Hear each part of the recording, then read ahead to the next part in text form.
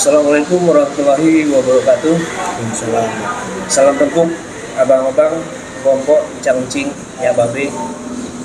Di pada hari ini FBR TV channel berkesempatan berbincang-bincang dengan seorang boleh dibilang ini figur dari anak Betawi nih. Figur dari anak Betawi. Kebetulan juga abang-abang mungkin udah sering lihat ya dari abang kita ini kiprahnya juga di keormasan Forum Betawi Rempuk ya kan, dan nanti kita bisa gali ini apa yang saudara kita punya ini untuk modal kita semua dalam bagaimana kita bisa berorganisasi yang baik gitu ya. Abang-abang cangcing po, saudara kita ini rupanya mempunyai cukup pengalaman yang banyak ya. Mungkin ini juga sesuai dengan tanggung jawab yang diberikan sama saudara kita ini. Mungkin bisa kita bilang bahwa abang kita ini boleh dibilang ya nggak berlebihan kali ya, itu udah cukup banyak makan asam garam kali ya di keperan, udah ini dah apa. Nah ini nanti kita gali nih apa kita ini kita bongkar nih kan pengalamannya juga tentunya bagaimana cara kita mensikapi masalah-masalah yang ada di keorganisasian kita ini ya bang ya. Nah, juga ini rupanya selain di keormasan ini abang kita ini juga punya tanggung jawab yang besar ya dalam kepengurusan pusat itu sebagai wasekjen ya kan, juga ini yang luar biasa nih ya, banyak juga nih tanggung jawab yang diemban ya kan sebagai ketua koperasi yang kita kenal dengan Jakarta Tentram Sejahtera ya. Nah abang-abang mungkin langsung aja ya kita perkenalkan. Assalamualaikum. Waalaikumsalam. Mungkin bisa diperkenalkan nih nama, kelihatannya namanya banyak banget nih. Kalau kita kenal Bang Ibrahim, tapi dia punya nama-nama lain ya yang kita kenal akrab. Silakan Bang Haji. Terima kasih. Assalamualaikum warahmatullahi wabarakatuh. Waalaikumsalam. Kepada pemirsa TV FBR Channel, saya ucapkan terima kasih atas kesempatannya Bang Eko ya. Ya boleh dibilang saya masuk di FBR itu dari bawah. Saya dari bawah, dari ketua pos, naik jadi ketua gardu naik jadi wakil korwil jadi pembina korwil, terus masuk jadi kalau zaman almarhum Kiai kita yang pertama ketua umum di FBR itu ada yang namanya asisten. Asisten pimpinan pusat bidangnya apa? Saya 32 tahun di salah satu partai politik dan saya di bagian pemenangan pemilu sehingga saya hafal banget. Saya konsen di situ sehingga saya didaulat untuk memegang asisten pimpinan pusat bidang politik. Nah kebetulan waktu itu tahun 2004 itu almarhum itu Kiai Fadoli itu mencalonkan jadi DPD. Jadi DPD sehingga saya membantu beliau. Dalam perjalanan waktu, karena saya kalau sudah masuk dalam organisasi itu all out. Saya tidak pernah setengah-setengah. Jadi saya all out dan saya itu boleh dibilang mengalami zaman-zamannya pancarobanya FBR yang tidak sampai sekarang nih. Sekarang kan udah tinggal ngisinya doang. Istilahnya FBR zaman kemerdekaan lah. Kita ngebabat-babat itu masih perang dengan etnis lain, dengan wilayah lain, sehingga bagaimana FBR itu bisa eksis, ya kan? Baru menggunakan otot. Nah, setelah transisi dari almarhum Kiai Fadoli ke Kiai Lutfi yang waktu itu beliau sebagai sekjen, saya kebetulan dekat dengan beliau itu akhirnya saya jadi wakil sekjen. Jadi wakil sekjen di bidang beliau. Kebetulan kalau sekjen di FBR itu harus bisa ceramah, menggantikan ketua umumnya. Ya mungkin secara ilmu agama itu saya belum mencapai ke situ, ya mudah-mudahan lah. Amin ya. Ya nanti kita akan mengarah ke sana. Akhirnya saya jadi wakil sekjen yang mengurusi bidang umum politik apa segala macam. Disitulah kita berkiprah. Bagaimana FBR itu bisa eksis, bagaimana FBR bisa dilihat orang, tapi tidak dengan tanda kutip, Ya. tapi dengan kemampuannya. Kemampuan itu seperti apa? Bahwa FBR itu sekarang dia udah punya sayap. Ada Garda FBR, ada Gemar Gerakan Mahasiswa, ada Juragan Muda, ada Sarbeni Rempuk. Nah itu berjalan itu dan kita bentuk itu pasca almarhum sudah meninggal. Kiai Lutfi yang sekarang itu adalah seorang aktivis dan juga seorang akademisi yang memang lebih mengutamakan kepada sistem. Jadi FBR itu sekarang sistemnya udah jalan. Nah, disitulah saya berkiprah sampai saya bisa dipercaya di beberapa instansi, di beberapa perguruan tinggi, dan di beberapa organisasi. Mereka bukan melihat saya sebagai Ibrahim, atau lebih akrab di FBR itu dipanggilnya Bang Bram.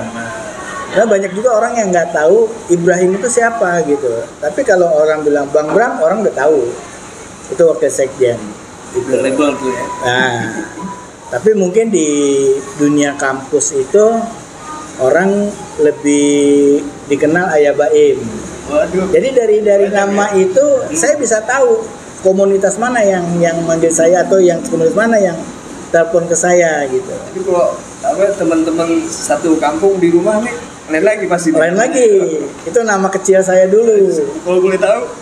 Namanya Mumu. Ini Karena dulu saya namanya Abdul Muthalib. Jadi panggilnya Mumu. Jadi kalau ada orang bilang, "Muh, lo di mana?" Nah, itu berarti orang rumah. Gitu. Teman-teman saya kecil. Jadi di FBR itu dan di kalangan aktivis lah. Lebih banyak orang manggil saya Bang Bram. Itulah perjalanan saya itu di dalam FBR.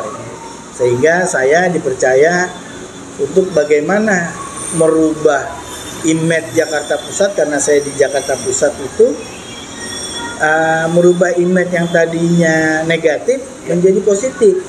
Boleh itu yang akhirnya kita tugas kita. Belakang nih Bang Haji ya. Nah ini pemirsa, saya manggilnya Bang Haji nih.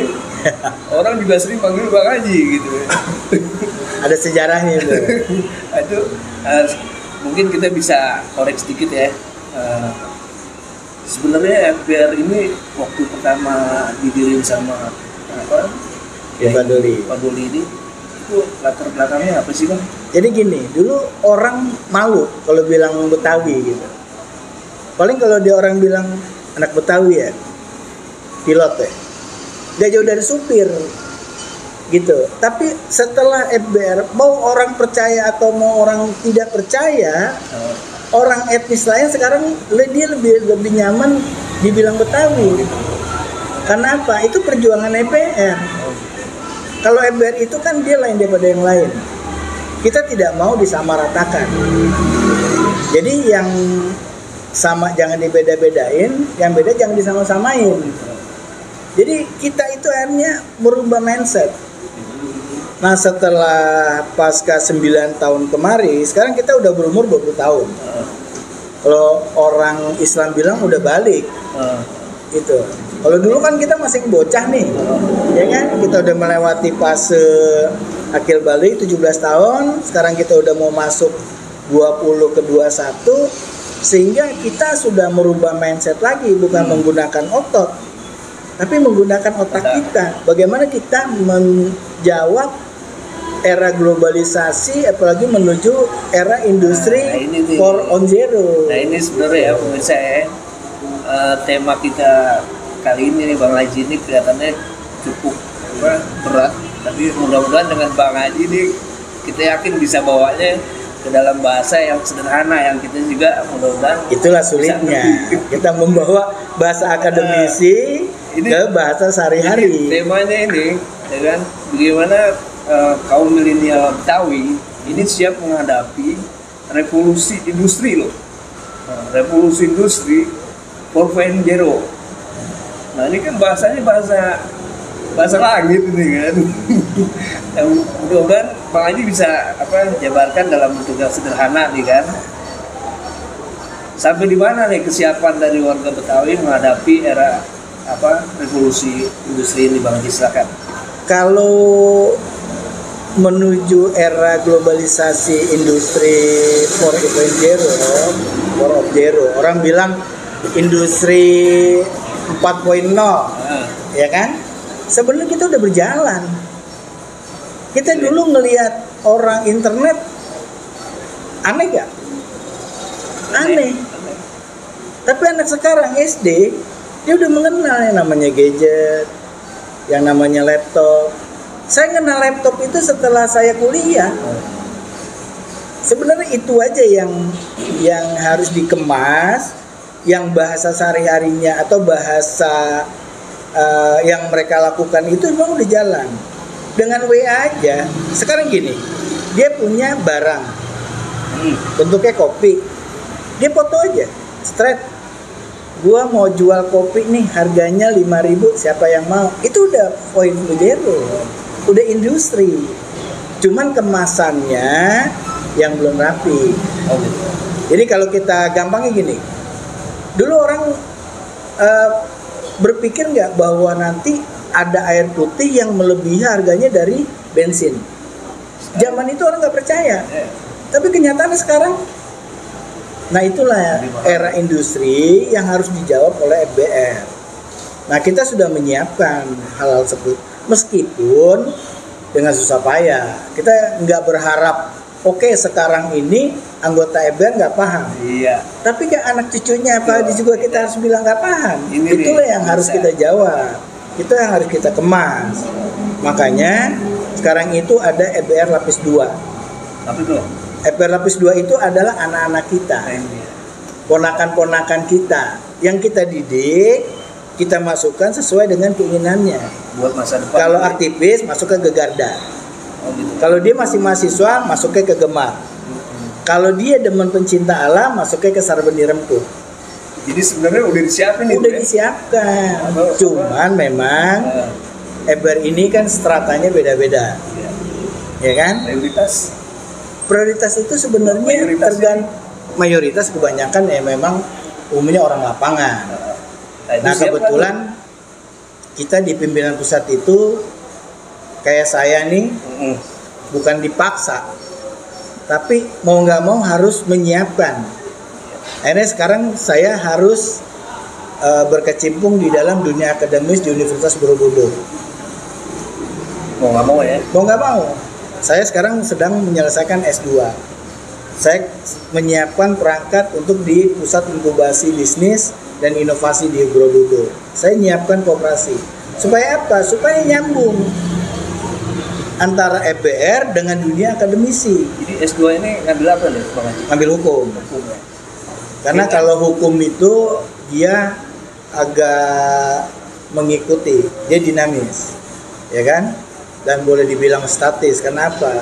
Karena dunia hukum pidana kita udah 40 tahun belum dirubah-rubah.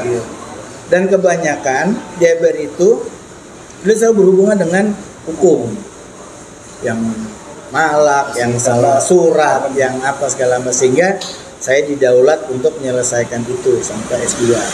Malah ditawarin sekarang di S3. Nah mereka ngelihat saya itu bukan karena sosok Ibrahim, tapi sosok pengurus pimpinan pusat FBR. Jadi FBR-nya dilihat bahwa FBR itu juga bisa mengikuti intelektual akademisi. Nah ini pemirsa ya. Itu. Jadi jangan karena kita sudah tua, terusnya kita gue udah tua, gue nggak usah kuliah lagi deh. Itu pemikiran yang salah. Dan banyak ketua-ketua gardu yang saya sudah motivasi dan dia kuliah sekarang di di Borobudur. Tapi ada juga yang Kayak ketua Korwil kita, dia kuliah lagi hukum tapi di Universitas 17 Agustus.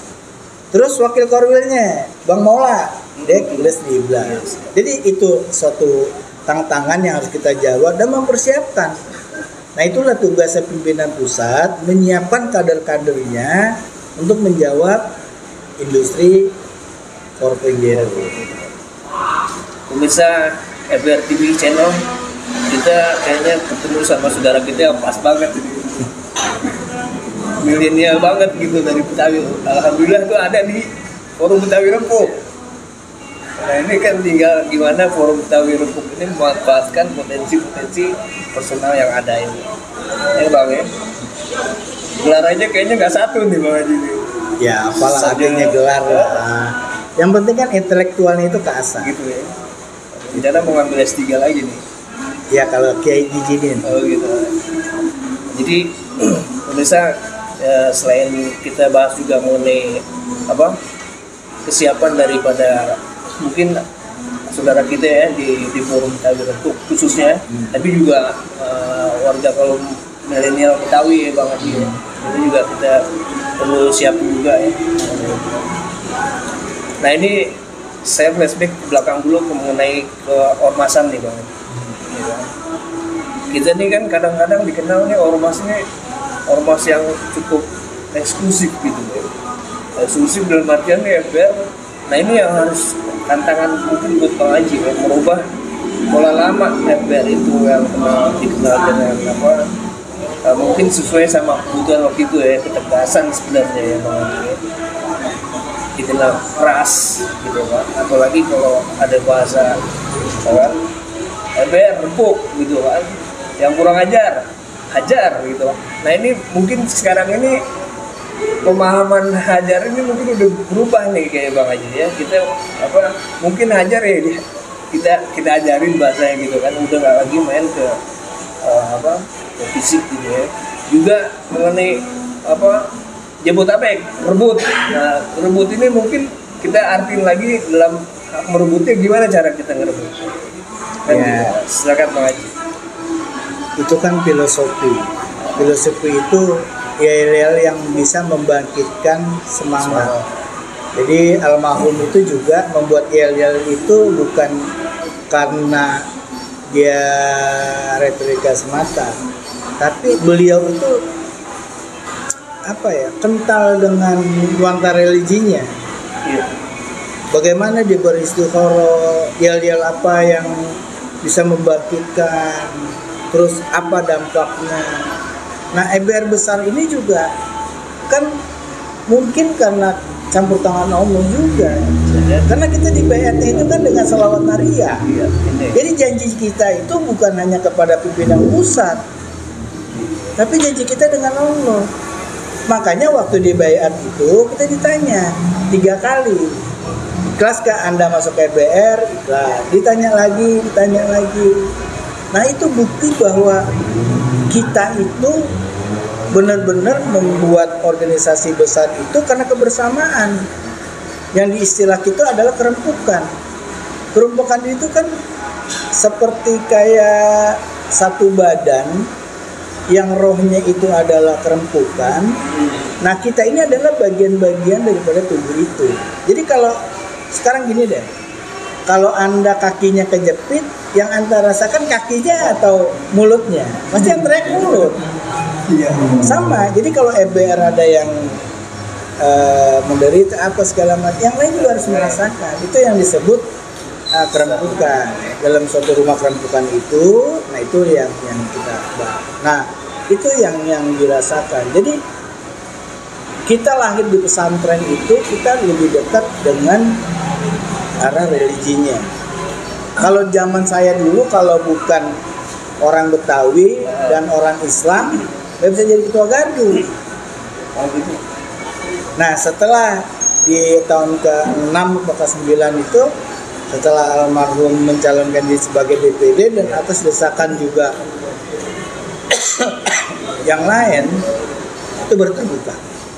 Agama apa yang nggak ada di FBR? Iya, ada. Suku apa yang nggak ada di FBR? Kalau bicara pluralisme, kita udah menjalankan. Jadi kalau Bhinneka Tunggal Ika ada di mana? Di EBR. Nggak berlebihan ya. Kita udah bukan lagi bicara EBR ini bagian daripada Betawi.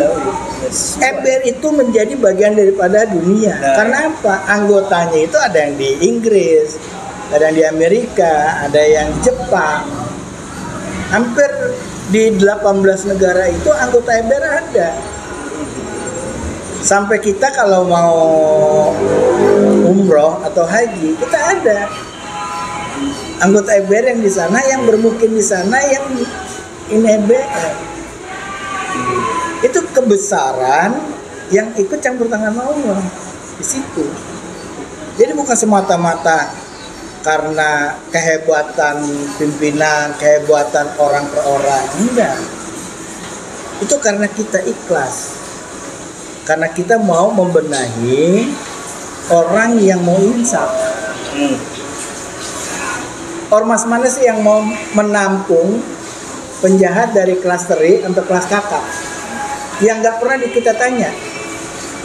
DP pernah nggak ditanya? Ya kan? Lo kaya apa miskin? Ya kan? Lo pendidikannya apa? Enggak. Karena di depan Allah itu manusia sama ya. Cuman garis tangannya yang berbeda. Itu kan kembali lagi. Apabila kita tidak mau merubah nasib kita, maka Allah tidak akan merubah nasib. Itu kan kembali lagi ke sana. Inna amalu binniyat, tergantung niatnya. Seperti itulah kira-kira. Ini kelihatannya nih pembicaraan kita udah semakin panas nih. apa mungkin kita bisa kopi juga kali ya. Oh ya, ini kebetulan ini adalah salah satu binaan kita ini. Kopi ini bentuk daripada jawaban industri 4.0. Kita buat yang lebih baik, kita buat nyaman, ya kan? Bukan dengan gaya-gaya warung kopi kebanyakan, tapi kita membuat suasana ini nyaman, murah meriah, mengikuti perkembangan zaman juga nih. Harus begitu. Siapa? Karena kebetulan saya ketua koperasi.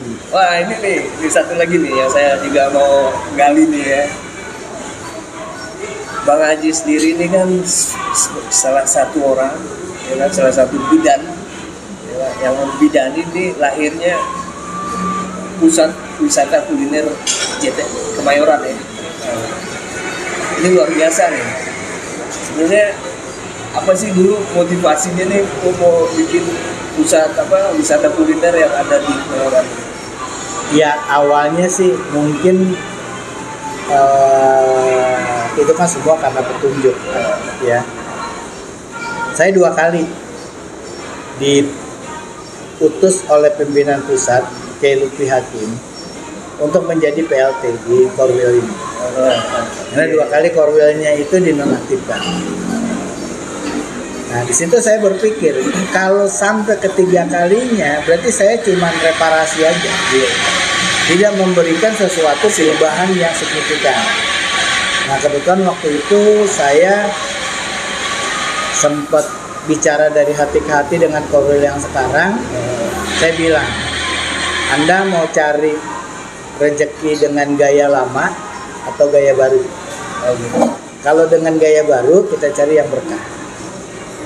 Kebetulan di depan mata kita ini ada areal yang dulunya itu tempat jablay, tempat maksiat, dan tidak terpakai. Nah waktu itu saya lapor dengan pimpinan Kiai Lutfi. Kalau di pimpinan pusat kita manggilnya imam, imam besar, karena imam besar cuma 1. Kalau ketumnya udah banyak, ketum Garda, ketum Gemar, makanya kita mendaulat Kiai Lutfi itu bukan lagi dengan sebutan ketum, tapi dengan imam besar. Sebelum yang udah dibubarin tuh, dibubarin kan baru-baru ini aja manggil imam besar, tapi kita udah duluan. Saya bilang, Mam, aneh mau merubah. Ini area di belakang ini, saya tidak bilang, yaudah silakan Bismillah aja. Nah, persetujuan itu menjadi modal saya untuk bergerak. Dengan kemampuan saya, dengan kemampuan pengalaman saya, dengan pendekatan yang yang humanis, bukan dengan gaya FBR, ya kan? Karena saya mendapatkan kerjasama itu. Tapi dari pihak PPKK, PPKK itu adalah BLU kepanjangan tangan Seknek. Karena areal ini semuanya areal Seknek. Bahwa tidak boleh dengan ormas. Saya bilang kita siap, kita punya koperasi. Makanya kita ajukanlah lewat koperasi. Makanya di sini arealnya disebut areal Pusat Kuliner Wisata JTS Kemayoran, bukan FBR. Tapi di dalamnya orang FBR yang dagangnya itu sebagian besar juga tetangganya FBR, ada juga ketua-ketua gardu yang FBR. Nah, perjalanan waktu 2018 itu kita coba kerjasama dengan Mayora, swasta ya, Mayora bangun, silakan. Ya. Ini sambil di Siap. lagi.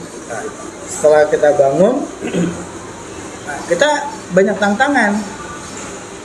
Pertama, kita nggak punya listrik, kita nggak punya air. Mayora hanya ngebangun arealnya aja, ngebangun tempatnya aja, dan itu pun kosong, awningnya aja. Nah, dari hasil sewa itu kita bagian 40, kita berbagi. Saya udah mulai nabung, pasang listrik, pasang air, bangun kantor ini. Jadi sekarang ini omset inventaris JTS di inventaris koperasi di JTS ini itu udah ratusan juta. Dan kita nabung selama 3 tahun. Nah sekarang ini udah kelihatan hasilnya. FBR tim susnya jaga parkiran, mereka dibayar. Yang piket kita bayar. Nah itu kita serahkan ke Korwil untuk dibagi, untuk diatur. Kalau ada event kita berbagi dengan panitia. Terus kebudayaannya gimana? Kita punya panggung. Jadi anggota-anggota FBR yang punya grup musik, grup ini dia bisa di panggung, baik secara reguler maupun temporer. Nah, kita kerjasama juga dengan yang lain-lainnya.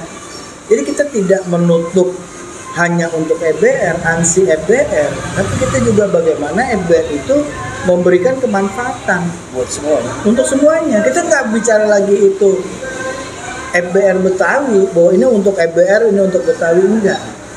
Akhirnya semua etnis yang ada di Indonesia ini, mereka semua rata-rata dagang masuk. Itu yang masuk jadi wisata kuliner. Jadi pusat wisata kuliner ada Papua, ada Jawa Tengah, ada Brebes, ada Pekanbaru, Padang jelas nih. Padang jelas. Jadi itulah yang akhirnya saya diminta lagi-lagi bukan sebagai Ibrahim, tapi sebagai FBR yang untuk menjadi pengurus EPK, Forum Pembauran Kebangsaan di Jakarta Pusat. Ini kebetulan nih Bang Haji. Jadi boleh dibilang juga ini peranan dari pemerintah daerah ini ya, untuk mensupport kita juga nih. Iya, itu makanya mereka kan melihat dulu, melihat. Nah kita juga nggak tahu. Jadi EPK ini adalah wadah plat merah, wadah yang dibentuk oleh Kesbangpol. Nah saya itu dilihat itu bukan karena Ibrahim ini nggak ada apa-apanya. Benar. Tapi nama besar FBR itulah yang mereka lihat bahwa ini punya kemanfaatan. FBR itu tidak eksklusif. FBR itu tidak garang seperti yang mereka lihat. Nah, ini itulah bentuk sosialisasi kita pimpinan pusat kepada masyarakat umum. Jadi gayanya berbeda. Mungkin gayanya gardu seperti ini, gayanya Korwil seperti ini. Gaya pimpinan pusat akan berbeda pendekatan humanisme. Gitu. ada lagi nih Pak Haji, di MBR nih kita sering dengar nih jargon-jargon menjadi jawara dan juragan di kampung sendiri. Nah, menurut Bang Haji ini sudah sejauh mana nih jargon ini bisa terlihat? Mungkin salah satunya untuk ini ya. Sebenarnya simpel. MBR itu dia bentuknya bukan mobilisasi, tapi partisipasi.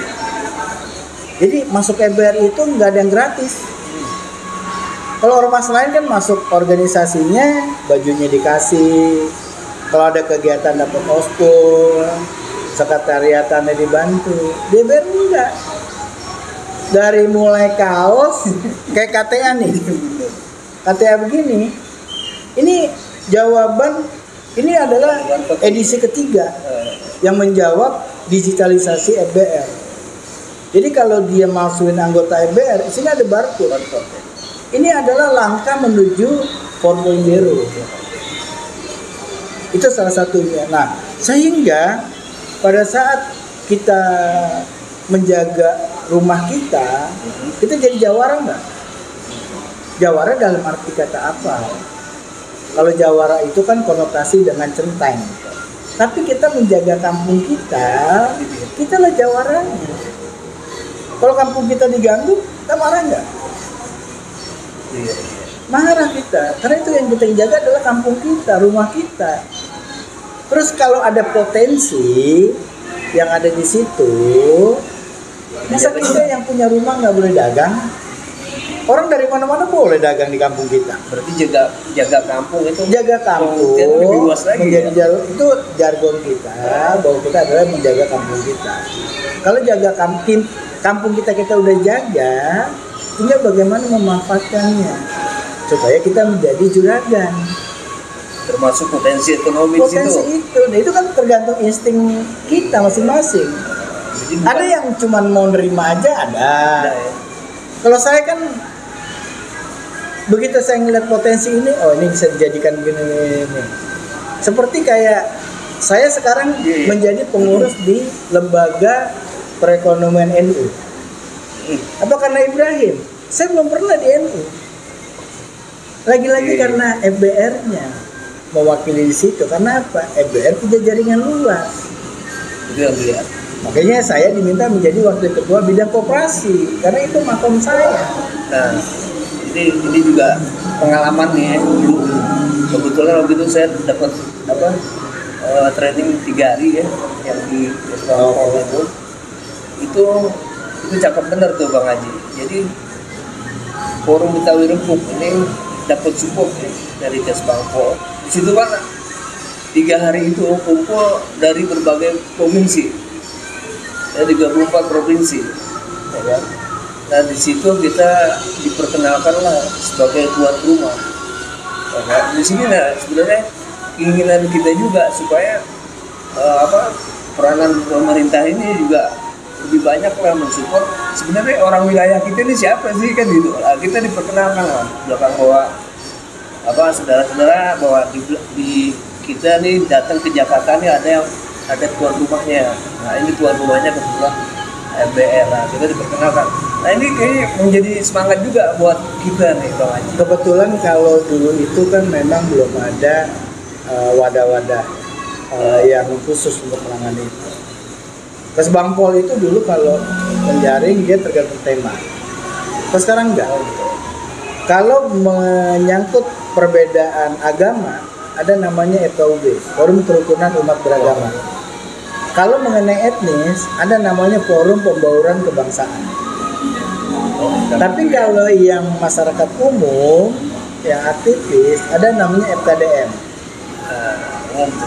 Itu umum. Nah, itulah yang sekarang itu terjadi. Nah, kebetulan karena masa pandemi ini, sehingga anggaran untuk bintek namanya kita bisa lihat ke COVID. Gitu. Mungkin nanti setelah normal itu akan kembali lagi. Diminum dulu nih kayaknya. Siap. Pemirsa,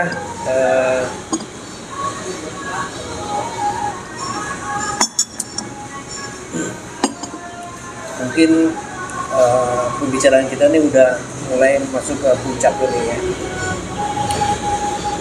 Tapi juga ada satu pertanyaan ini yang menggelitik nih Bang Haji. Ya kan? Kita warga Betawi, ya kan, sebagai warga wilayah, ya kan? Sebenarnya udah sejauh mana sih implementasi dari undang-undang nomor 2007 ya, nomor 40 itu mengenai jaminan daripada warga lokal itu sendiri ya. supaya bisa ikut serta diajak berpartisipasi dalam pembangunan kita ini. Ya itu juga yang bahasa sederhananya apa TJSL itu tunjangan sosial lingkungan ya, hanya doang. Jadi kita juga mengharapkan ini selain pemerintah juga peranan swasta ini, ya kan, di dalam apa tanggung jawabnya dia lah terhadap warga lokal ini. Ini sudah sejauh mana nih, ya kan?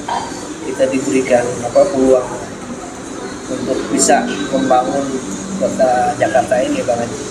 Sebenarnya kan kalau partisipasi masyarakat kita ada namanya CSR. CSR itu adalah implementasi Lex Specialis.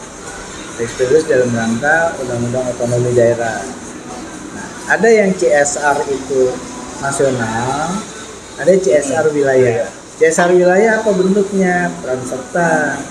Kalau ada kebakaran, ada pelatihan. Namanya AMDAL, analisa dampak lingkungan. Nah, itu harus terintegrasi dengan masyarakat setempat. Bagaimana masyarakat setempat itu juga mendapat porsi 20%. Cuman kadang-kadang perusahaan itu kan ada outsourcing, undang-undang outsourcing. Nah, kadang-kadang masyarakat itu tidak punya perusahaan yang untuk menjawab itu, misalnya kayak security, cleaning service, sehingga yang dapat outsourcing itu adalah pihak luar. Bicara pihak luar bisa membawa masyarakat setempat, bisa tidak. Kenyataannya itu kan ya kalau dia care dia ikut. Kalau dia nggak care bodo amat. Itu pun kita rebut dulu ya. Itu pun kalau setengah ngambek. Kalau nggak ngambek kan enggak. Jadi itulah peran.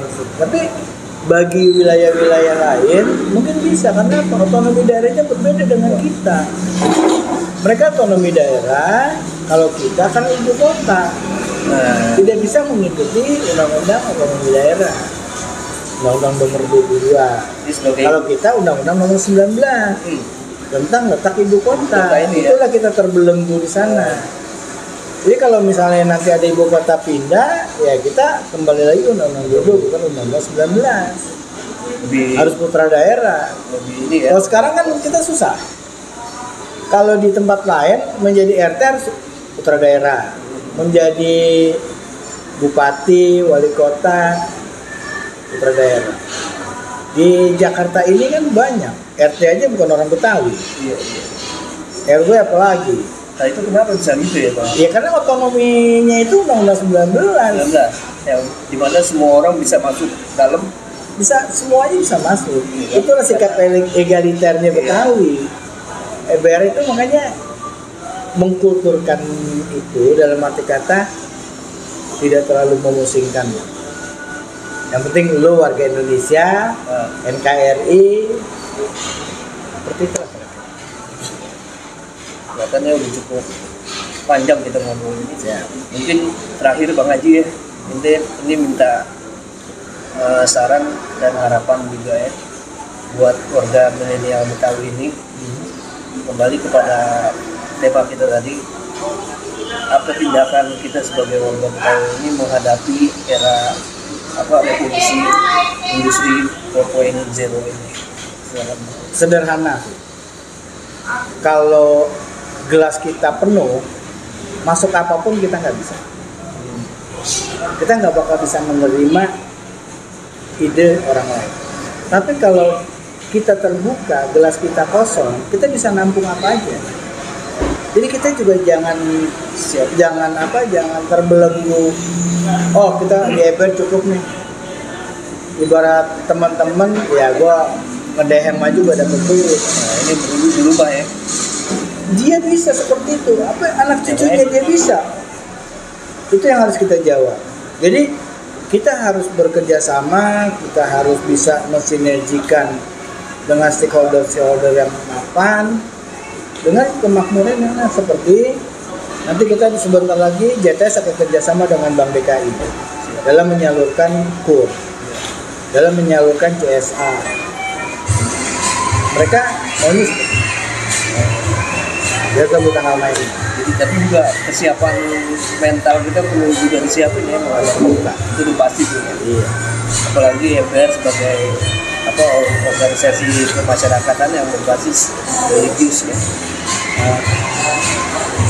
Oke, baiklah pemirsa MPR TV Channel, demikianlah tadi bincang-bincang kita dengan abang kita, Abang Ibrahim atau Bang Bram dikenal juga. Ya mudah-mudahan apa yang udah kita bicarain ini Bang Haji ya itu bermanfaat untuk kita dan juga untuk pemirsa, dan lebih khusus lagi untuk warga Betawi yang ada di Jakarta ya. Demikian Ya mungkin tidak ada kata yang tidak mungkin. Yang tidak mungkin di dunia ini hanya merubah Al-Quran. Tapi sebatas kita mau merubah diri kita mau terbuka untuk maju, minimal untuk anak cucu kita ke depan. Itu aja yang bisa kita sampaikan. Intinya bahwa kalau kita mau merubah nasib kita, ya kita mulai dari sekarang. Kita harus menerima saran orang. Jadi jangan melihat siapa yang bicara, tapi apa yang dihasilkan dan apa yang itu yang selalu saya terima dan saya jalankan. Dan alhamdulillah saya bisa umroh berkali-kali, saya bisa keluar negeri itu karena EBR. Bukan karena dulu saya seorang pengusaha, saya dulu pimpinan pusat sebuah partai politik. 32 tahun saya di partai politik, saya nggak dapat apa-apa. Tapi 3 tahun saya di EBR ngurusin anak yatim, ngurusin teman-teman preman yang mau sadar, saya dapat umroh. Itu. Tapi sekarang ini mungkin modal buat ke depan juga ya. Saya udah, jangankan ibaratnya gini, jangankan janji saya, hidup saya itu saya udah serahkan ke MBR. Penting buat bermanfaat untuk umat. Ini sebenarnya nih dengan gaya abang kita ini nih ya, yang low profile tapi nancep gitu loh. Oke, bisa demikian, mudah-mudahan pembicaraan kita bermanfaat ya Pak Haji. Terima kasih atas waktunya. Siap.